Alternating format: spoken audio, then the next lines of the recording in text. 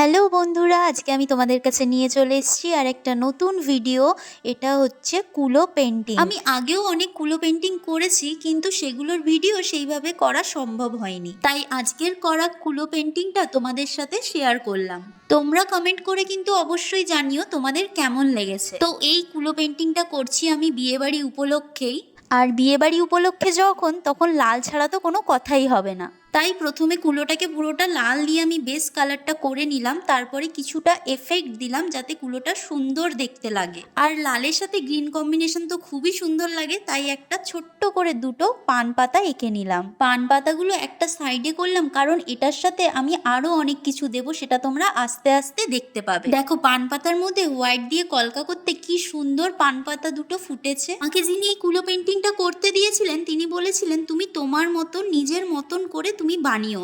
তাই এটার মধ্যে আমি পুরোটাই আমার নিজের মতো ভাবে করতে পেরেছি। আর এই যে করে ফেললাম বিয়ের মুকুট, কনের মুকুট, আর এটা হচ্ছে বরের মুকুট। হ্যাঁ, আমি কিন্তু পেন্সিল দিয়ে আগে এঁকে নিইনি, এইটা ডাইরেক্ট করছি কালার দিয়ে, কারণ কুলোর উপর পেন্সিল দিয়ে ড্রয়িং করতে একটু অসুবিধাই হয়। সঙ্গে ছোট্ট করে একটা গাছ কৌটোও এঁকে দিলাম।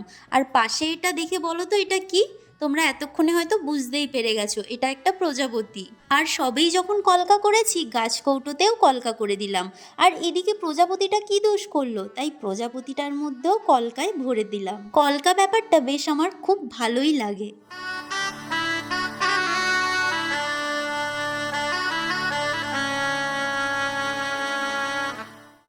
আর কুলোর চারিদিকে বর্ডারটা না দিলে ঠিক যেন মানাচ্ছিল না, ফাঁকা ফাঁকা লাগছিল, তাই বর্ডার দিয়ে পুরো কুলোটাকে হাইলাইট করে দিলাম। আর বর্ডার দেওয়ার জন্য মাঝখানের সাবজেক্টগুলো খুব সুন্দরভাবে ফুটেছে।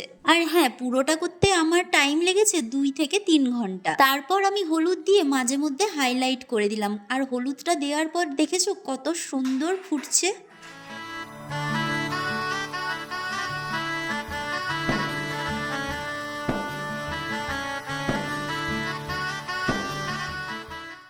আর আমার কাছে ছিল কিছু ছোট ছোট বিডস, সাদা, গোল্ডেন আর লাল কালারের। তো তোমরা দেখতে পাচ্ছ বিডসগুলো দেওয়ার পর কত সুন্দর লাগছে। একটা 3D এফেক্ট দিয়েছে, কোথাও সাদা বিডস দিয়েছি, কোথাও গোল্ডেন আর কোথাও রেড কালারের। সব মিলিমিশিয়ে আমার তো খুবই পছন্দ হয়েছে আমার এই কাজটা। আর তোমাদের কেমন লেগেছে সেটা তোমরা কিন্তু অবশ্যই জানাবে কমেন্টে। আর তোমাদের মধ্যে যদি কেউ বিয়ের জন্য কুলোর অর্ডার দিতে চাও, তাহলে অবশ্যই আমার সাথে যোগাযোগ করতে পারো।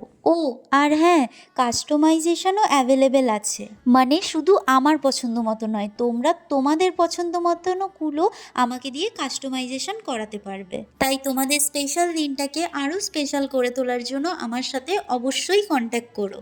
আর ভালো লাগলে লাইক, কমেন্ট, শেয়ার অবশ্যই করো কিন্তু। ওকে, বাই বাই, দেখা হবে পরের ভিডিওতে।